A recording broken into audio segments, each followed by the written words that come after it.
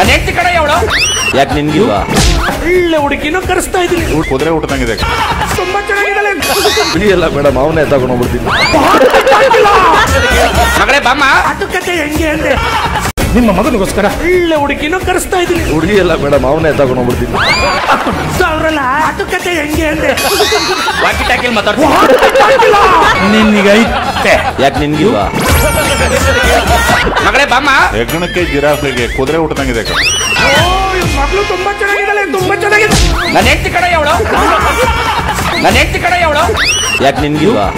ಒಳ್ಳೆ ಹುಡುಗಿನೂ ಕರೆಸ್ತಾ ಇದ್ದೀನಿ. ಕುದುರೆ ಊಟದಂಗಿದೆ. ತುಂಬಾ ಚೆನ್ನಾಗಿದ್ದಾಳೆ.